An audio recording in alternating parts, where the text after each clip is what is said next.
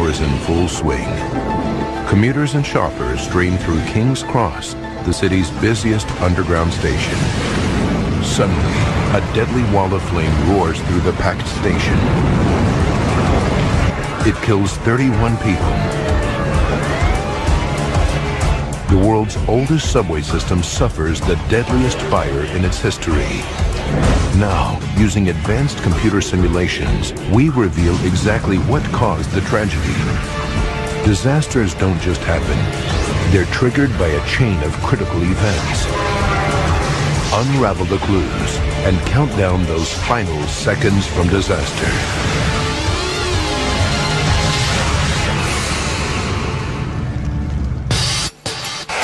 Europe, England, London. King's Cross Station, Britain's busiest rail hub. It connects above-ground trains from the north with the city's 260 miles of subway network, affectionately known to Londoners as the Tube. 5 tube lines serve 8 platforms at King's Cross. The deepest is 80 feet underground. 250,000 passengers surge through the station's labyrinth of passages every day. Wednesday, November 18th, 1987, 7:18 p.m. It's rush hour, and the city center is busy during the Christmas shopping season.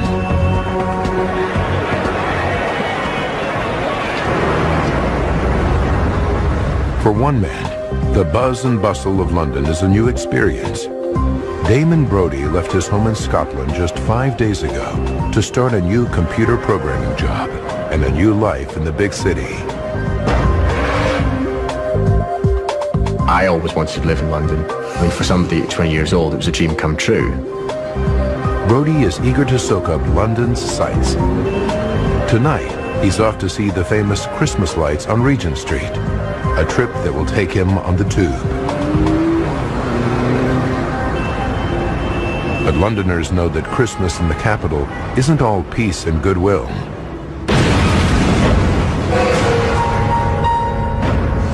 In 1983, the Irish Republican Army bombed Harrods department store. The blast, 8 days before Christmas, killed 6 people.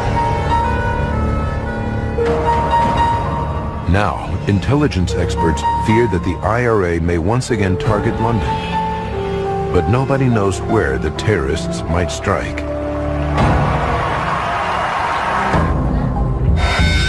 "7:25 p.m.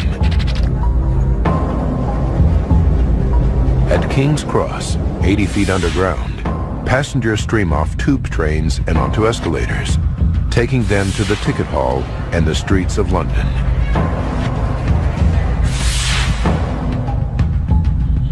On the Piccadilly line escalator, several commuters spot a man in a blue boiler suit descending into a nearby manhole.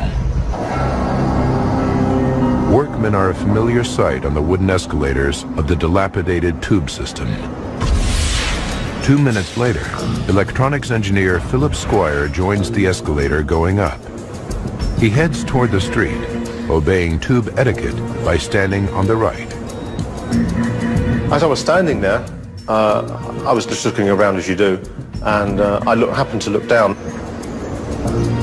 He sees something strange. A light beneath the wooden steps. I could see this very bright glow, very intense. When he reaches the top, he finds a London Underground worker, and they look halfway down the escalator to where Squire saw the glow. But there's no sign of it. I felt a bit silly because you couldn't see anything. So to be honest, I felt stupid. Philip Squire goes on his way, embarrassed to have caused concern.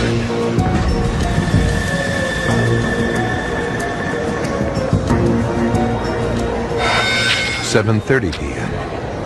A couple minutes later, a man hits the emergency stop button on the Piccadilly line escalator.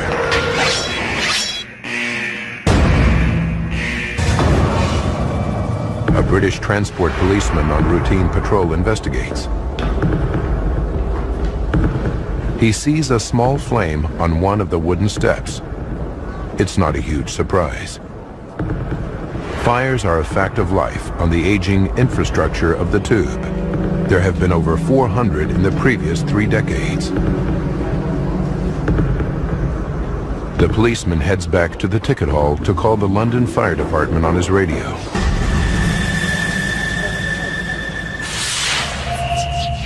Down below, staff follows routine procedures, taping off the Piccadilly line escalator to divert passengers away from the tiny fire. 7:39. 9 minutes after the fire alert, police evacuate the station as a precaution. 2 miles away, in the city's Soho district, firefighters respond to the call and head for King's Cross. Soho is the busiest fire station in London. Many of the men have fought hundreds of blazes. 7:43. Firefighters arrive in the King's Cross ticket hall. The ranking officer is Fire Chief Colin Townsley. Townsley has served 23 years in the London Fire Brigade. He dreams of retiring early and buying property in France. He's also a dedicated leader who commands respect and loyalty from his men. One of them is Robert Moulton, who has served with a man he calls the Governor for 4 years. Townsley and Moulton assess the state of the fire. The blaze is now about the size of a campfire, but neither man is worried. We didn't think it was particularly bad. Didn't look much of a fire. 50 feet below, British Transport Police continued to clear hundreds of passengers from the station. One of the police officers is Richard Kukielka. After 5 years on the job, evacuation procedures are second nature. It was just a matter of getting the people that were within the station out of the station. Kukielka directs passengers onto the Victoria Line escalator, the only one still operating. It runs parallel to the Piccadilly Line escalator and emerges in the same place, the main ticket hall, just below street level. Heading up to the ticket hall with the throng is London newcomer Damon Brodie. He was on his way to see the Christmas lights, but his trip has been cut short. Well, there was no panic, there was no rushing, there was no rush, it was just normal. 7:44 p.m.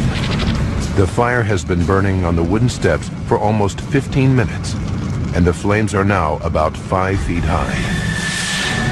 The blaze is 65 feet from police officer Kukielka at the bottom of the Victoria Line escalator.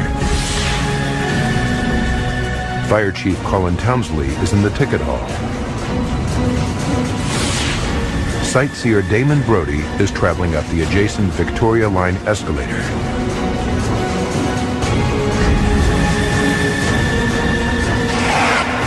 Brodie reaches the top of the escalator and steps into the ticket hall.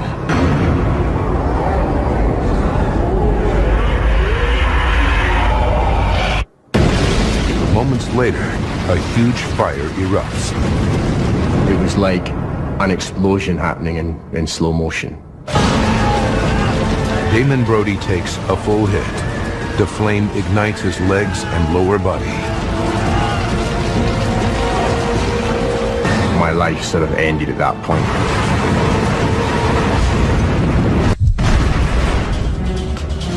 In London's King's Cross station, a small blaze erupts into a ferocious inferno, spewing fire like a flamethrower and engulfing dozens of commuters.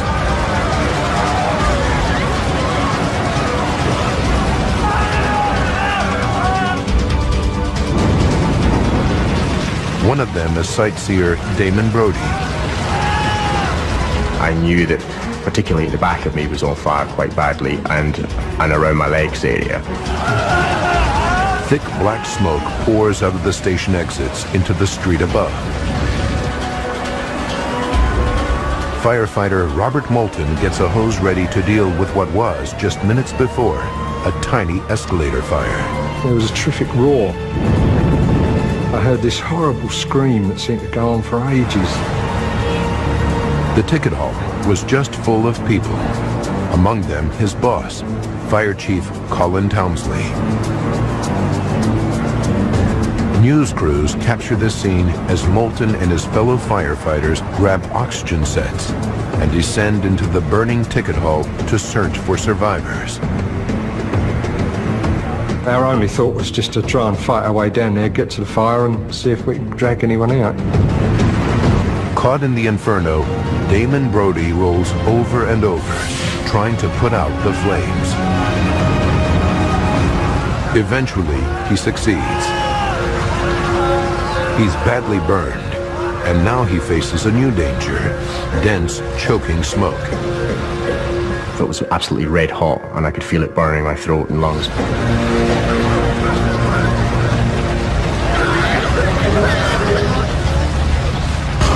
Moments after the fire erupted, from the bottom of the Victoria Line escalator, police officer Richard Kukielka sees a chilling sight. When I looked up the escalators, all I could see was darkness. When he sent passengers up the escalator, he unwittingly sent many of them straight into an inferno. But the blazing ticket hall is the only way out to the streets. Thinking fast, police and station staff flag down passing trains to get the stranded passengers out of danger. Meanwhile, firefighter Robert Moulton battles through the ticket hall, searching for survivors. His boss, Colin Townsley, is among them, but the fire is ferocious. It was tremendously hot, searingly hot. You couldn't believe it. Then, as he shines his flashlight through the smoke, he sees something.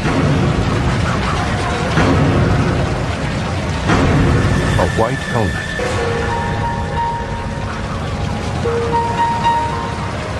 White helmets are only worn by fire chiefs. Put my face mask right up against the helmet and shone me torch on it, and I could see it was white, and I just knew it was Colin. Townsley's not moving, and even if he is alive, Moulton knows his boss's lungs will be full of toxic smoke. He rushes to get him into open air. Deep underground, police officer Kukielka thinks he's gotten everyone out, but then he hears a shout. A colleague has found a passenger slumped at the bottom of the escalators. His hair was burnt, and his head was burnt, and his hands were badly burnt. He was in a lot of pain. He was screaming and shouting, and he was in a lot of pain. The man needs urgent medical attention, but he's too badly burned to evacuate by train. Kukielka fears they're trapped. Then he remembers that there is another way out. They drag the man to some iron gates leading to the exit. But when they reach them, they discover that someone has locked them. Open the gate! Hello! The only decision we could make then was to actually try and kick the iron gates down. Hello? Kukielka yanks frantically on the gates, but they won't budge. And he can't radio for help because his walkie-talkie doesn't work underground.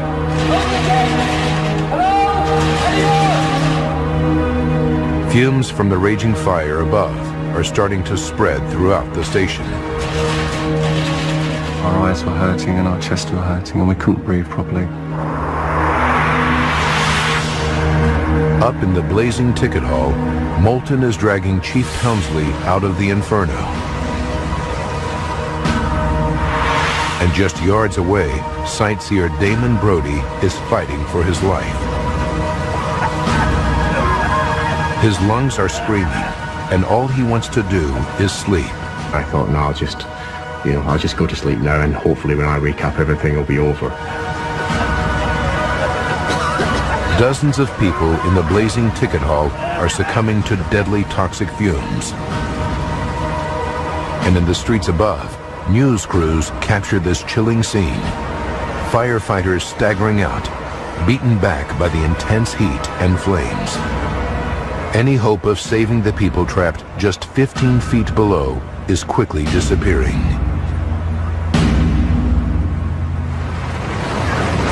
To seconds from disaster. 7:52 p.m. Just 7 minutes ago, a fire engulfed London's King's Cross station, trapping commuters below ground. In the streets above the station, it's complete chaos. Firefighter Robert Moulton gives his boss, Colin Townsley, mouth-to-mouth resuscitation to get oxygen into his lungs. The very first time I blew breath into him, he sort of coughed. So I said, "This looks good," and we, really set to it. Encouraged by the signs of life, Moulton doubles his efforts. Then paramedics rush his boss to the hospital. 50 feet underground, in one of the station's many passages, policeman Richard Kukielka is trying to get an injured passenger to safety before the fire reaches underground. But he's trapped behind a locked gate, and the gate won't budge.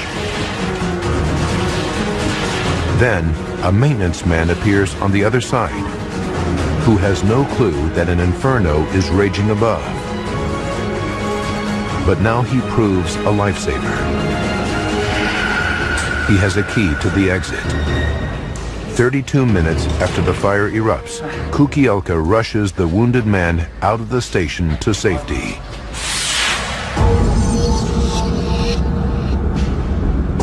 Up in the blazing ticket hall, several yards from the escalator, the last of Damon Brodie's strength is slipping away.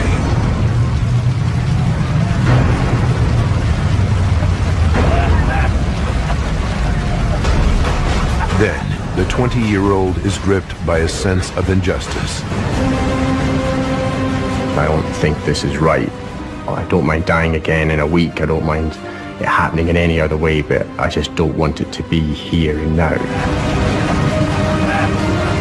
Summoning his last ounce of strength, he crawls blindly through the smoke, searching for some way out. The ground is fiercely hot, making it an agonizing crawl. Then, through the smoke, Brodie sees a stairway. He struggles upward, inch by inch. Suddenly, a hand is reaching toward him. A stranger bends down and hauls Brodie up the stairs, out of the nightmare and into safety. When I got up to the top of the stairs, it was amazing. At King's Cross, firefighters have controlled the blaze enough to venture below. But in the wrecked ticket hall, all they recover are dead bodies.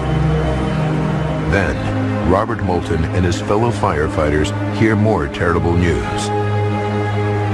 Their boss, Fire Chief Colin Townsley, has died at the hospital of smoke inhalation. Obviously, we're all very shocked and sorry, and it was a bit numbing, really.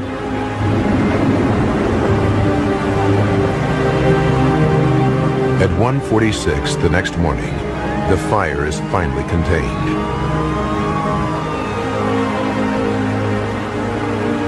The inferno kills 31 people and seriously injures another 20.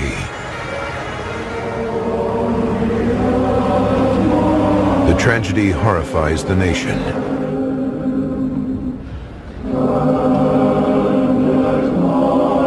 Royalty and the British public come together in grief.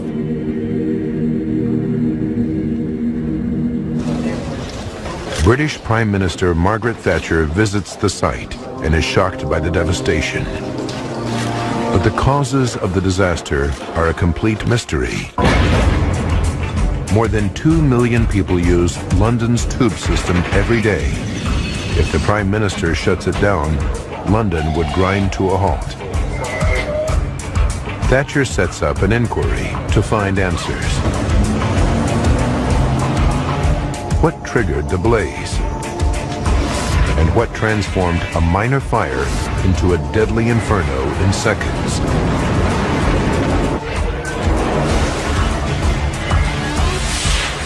Now, by rewinding the events of that fateful day and by going deep into the investigation, we can reveal what really happened in the King's Cross Inferno.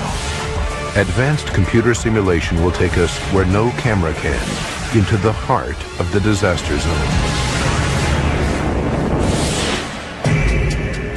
The government appoints an investigation team of 21 experts from 5 different agencies. Engineer David Shillito is one of the lead investigators. Shillito has been an expert in major fire disasters for more than 30 years. In the burned-out shell of King's Cross, Shillito looks for clues to the spread of the fire. The burning patterns were fundamentally important. It was the shapes of the burning on the escalator, the way the smoke had blackened the underground structures. It was a sudden bursting forth of a major fire. Within hours, police officers track down anyone who might have witnessed the blaze. They interview hundreds of people. Several describe how a jet of flame shot up the escalator and into the ticket hall like a flamethrower. The sheer explosive force of the inferno suggests a disturbing possibility. A terrorist attack. The IRA has bombed Londoners before. Is this the start of a new chapter in its terror campaign, targeting travelers on London's tube? The investigation team calls in David Halliday, a forensic scientist who specializes in suspicious blazes. In the sealed-off station, technicians examine the wreckage of the burned-out escalator for clues. Halfway down, they find the classic pattern of scorching that indicates the fire's origin point. It's underneath the escalator, close to the running track. But they can't find a bomb crater here or anywhere on the escalator. And the metalwork isn't shattered, a telltale sign of an explosion. All of the steelwork and the structure of the escalator was in fact generally intact. Where it had distorted, it was clear that it had distorted because of heat, not an explosion. The investigation team rules out a bomb as the origin of the King's Cross fire. But they're still suspicious. The speed of the fire spread could be explained by another criminal act: arson.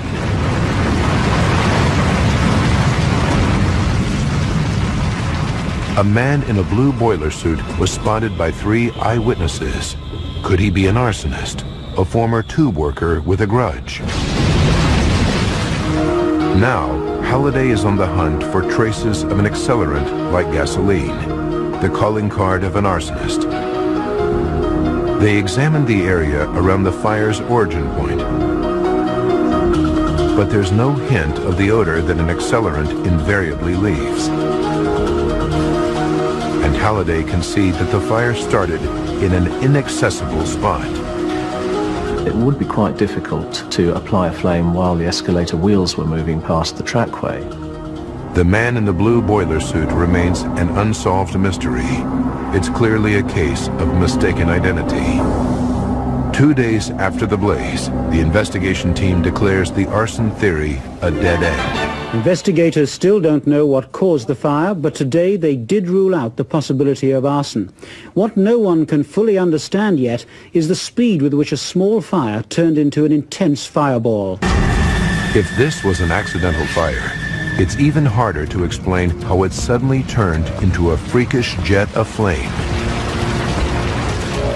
And investigators still have to establish how it started. With nothing else to go on, they probe the unburned area under the escalator for clues. Here they make a disturbing find. The wooden skirting boards all along the 137-foot escalator are pocked with scorch marks.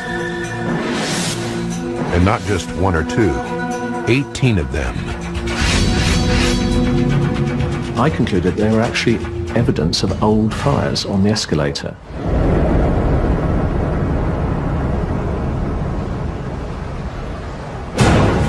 Something is triggering numerous small fires on the escalator, and one of them became the King's Cross blaze.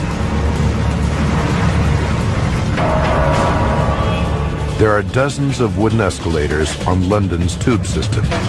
Until investigators trace the cause of the fires, it may only be a matter of time before Londoners face another deadly inferno. Have made a disturbing discovery. Evidence of 18 old, undetected fires under the escalator at the heart of the disaster. But they've also spotted something curious. Nearly all the scorch marks from these small fires are underneath the escalator's right-hand side.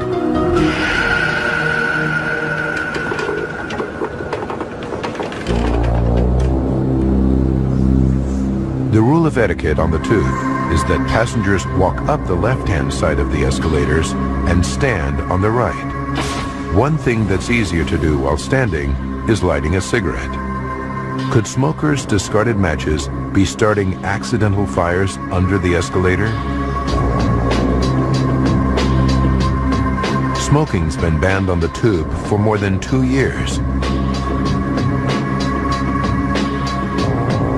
So while it may be to blame in the old fires, can it really be the cause of the recent disaster? David Shillito and the team check with station staff and make a discovery. People were smoking with impunity in the station. The smoking ban was totally ineffective. The ban isn't strictly enforced. The prime suspect for the King's Cross fire is now a careless smoker discarding a lit match. But something made this fire take hold when all the others harmlessly burned out. Forensic scientist David Halliday believes the fire started close to the escalator's running track. But all its component parts are made of metal. There's nothing to fuel a fire. He examines an undamaged section of track and finds a thick coat of lubricating grease. Grease alone is hard to ignite. But when he examines it more closely, it's filled with discarded tickets, candy wrappers, fluff from clothing, human hair, and rat fur.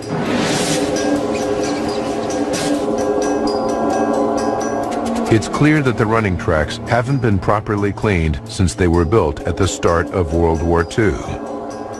Could 4 decades of garbage have created a flammable mixture?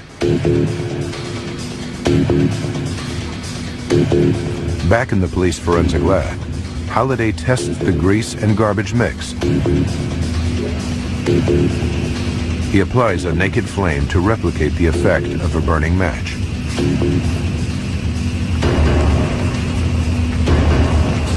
The dirty grease immediately catches fire.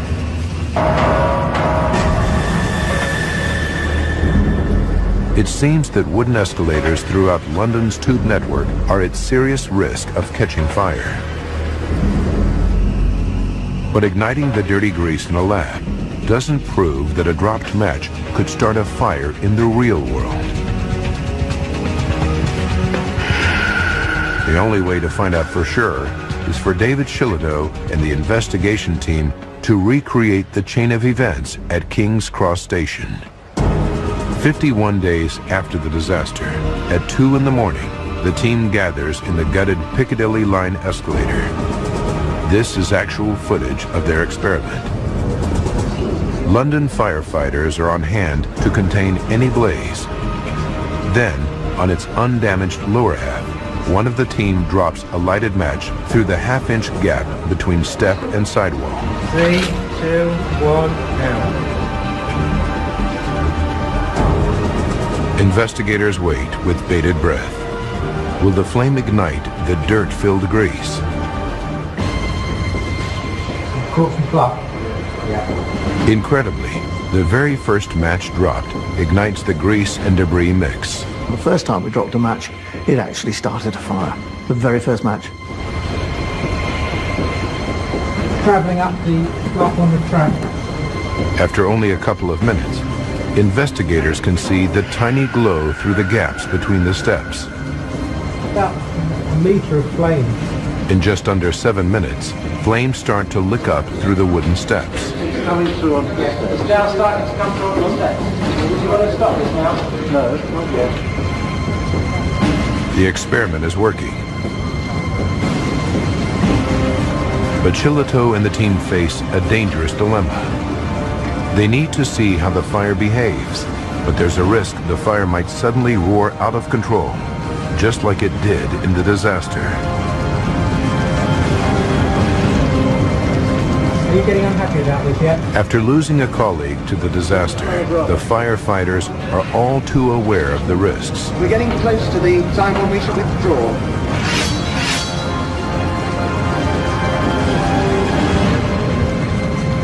High pressure reel down here, please. We're going to put the hose down now.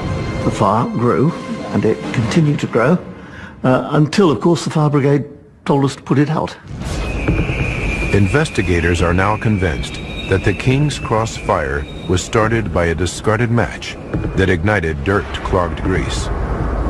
But to prevent a repeat of the disaster, they still have to solve its most fundamental mystery. What transformed the small blaze into a raging inferno in a matter of seconds? Investigators are certain that a small amount of lubricating grease wouldn't be capable of creating such a freakish phenomenon because it burns too slowly. The hunt for the missing factor intensifies. Now investigators consider a theory being talked about in the news. It suggests that a phenomenon unique to underground stations could be to blame. When a train enters an underground platform, it pushes a rush of air ahead of it.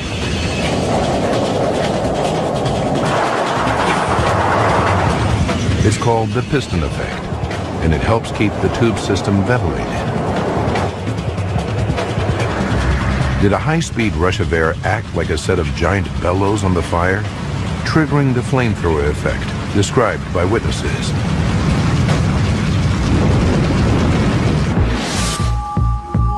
Investigators examine station logs from the day of the disaster. They need to analyze the movements of trains in and out to build a pattern of air movements up the escalator shaft.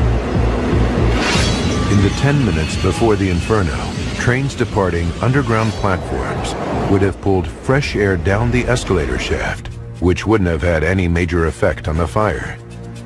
But they discover that at 7:42, just 3 minutes before the fire erupts, everything changes. An eastbound Piccadilly line train pulls in. Seconds later, a westbound train also arrives. The combination of two trains arriving almost simultaneously has a dramatic impact on the airflow. It sends a huge blast of air up the escalator, the same direction the fire traveled. To find out if it offers the key to the disaster, investigators have to calculate if the airflow was traveling fast enough to have a significant effect on the fire.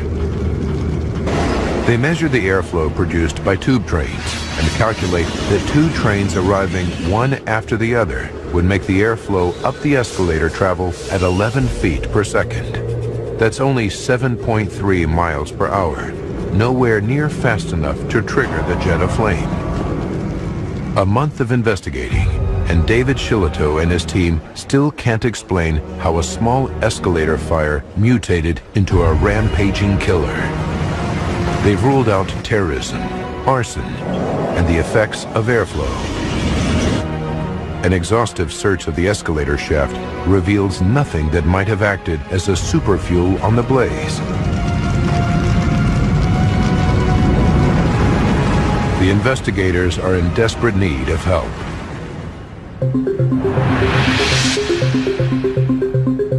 They turn to one of England's most famous seats of learning, Oxford, and the budding science of computer modeling. Dr. Ian Jones and Suzanne Simcox are pioneering the use of the world's fastest supercomputers to predict heat flow through buildings such as nuclear reactors. Investigators hope their software might reveal whether something about the configuration of the King's Cross fire zone could have triggered the inferno. Simcox creates a computer model of King's Cross Underground Station and then starts a small virtual fire. As it starts to spread, something strange happens. The fire lies down and clings to the surface of the escalator, instead of burning straight up towards the ceiling. It's so bizarre that Simcox fears she's made a mistake. When we first showed some people, they did ask if I'd got gravity up the right way, which is possible in a computer model. You set which direction gravity's in. We went and checked again and found that we had got gravity the right way up. There was no mistake. The fire continues to lie low on the escalator steps. Then, within 30 seconds, it surges up the escalator at high speed. Just like the jet of fire eyewitnesses saw at King's Cross. But for the scientists, it doesn't add up. It's an impossible fire. All they can tell investigators is that it appears something about the physical configuration of the escalator drove the fire's behavior.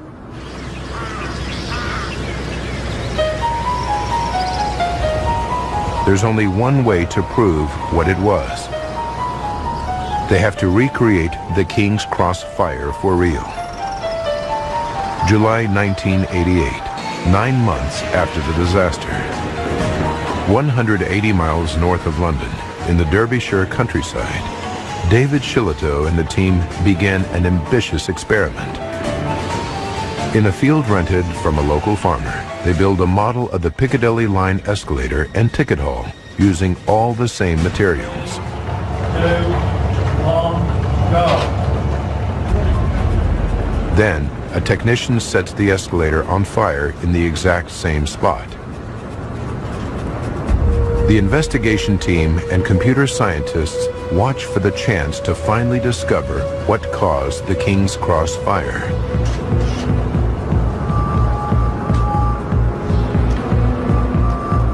"6 minutes in, and the blaze is behaving like a normal wood fire. Its flames are standing straight up. At this rate, it could take up to an hour for the test fire to reach the ticket hall. As the seconds tick by, it's beginning to look as though the computer model got it wrong. Investigators are once again staring defeat in the face. If the experiment proves a dead end, the mystery of the King's Cross Inferno may remain unsolved forever. Investigators trying to uncover the cause of London's King's Cross fire have built a wooden escalator and set it on fire. But the experiment isn't going well. The flames are standing upright and show no signs of turning into a killer inferno. Another dead end for investigators. Then, just minutes later, the fire changes dramatically. Rather than going straight up, the flames suddenly change direction. Now they lie down and start to cling to the wooden steps of the escalator, just like they did in the computer model. Temperature sensors reveal that the wooden steps directly above the fire are now incredibly hot. Within 20 seconds, investigators record temperatures of 1,500 degrees Fahrenheit. Seconds later, the flames erupt up the wooden escalator and burst into the model of the ticket hall. The scientists watch the flames in awe. Then they come to an extraordinary conclusion. Not one, but two phenomena combined to create the King's Cross Inferno.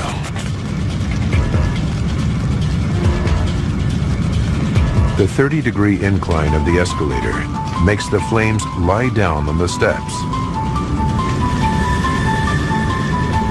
And the sides of the escalator contain the fire, creating a channel that concentrates the heat and flames and prevents them from escaping. As the fire spreads up the incline, it pushes an invisible blanket of heat and gases before it, which superheat a 65-foot stretch of wooden steps above. Seconds later, the superheated steps reach a critical temperature, around 1,000 degrees Fahrenheit, and ignite. This creates the devastating jet of flame that surges up the escalator shaft. It's a phenomenon scientists have never witnessed before. The team names their discovery the trench effect.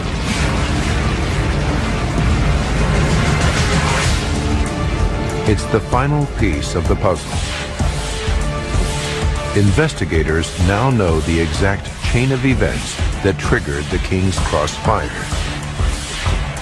What originally started the fire, what fueled its growth, and what triggered the giant jet of flame that engulfed the ticket hall and left 31 people seconds from disaster. Wednesday, November 18th, 1987. Toward the end of rush hour, a passenger riding up the Piccadilly line escalator drops a lit match. By chance, the match falls through a gap in the wooden steps and lands on the trash-clogged grease of the escalator running track. 7:29 p.m. 16 minutes to catastrophe.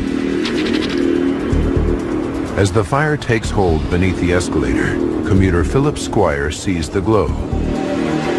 He tells a ticket collector, but when they look from the top, the 30-degree angle hides it from view. 2 minutes to disaster. Firefighters arrive and assess the fire. It should be easy to contain. But what they can't see is that the trench effect is causing gases from the fire to superheat the wooden steps. 20 seconds to go. As passengers step into the ticket hall, the superheated stretch of escalator spontaneously ignites.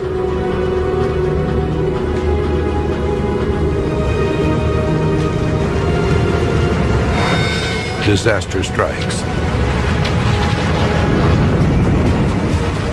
Flames surge up the wooden steps, traveling at 40 feet per second.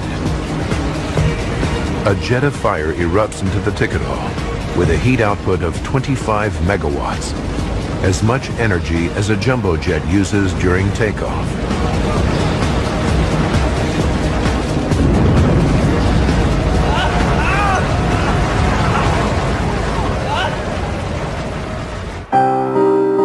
"31 people caught in the ticket hall inferno die from burns and inhalation of toxic smoke." 11 months after the disaster, the investigation team finally delivers its report. It concludes that the inferno's speed and scale was caused by the trench effect. It also ruled that all wooden escalators had to be replaced with metal within 9 months.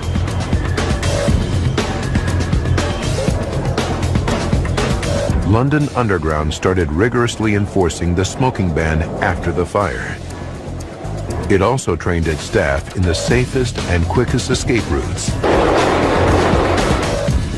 Thanks to pioneering experimental work, fire teams around the world are now aware of the hazard posed by blazes on sloping surfaces.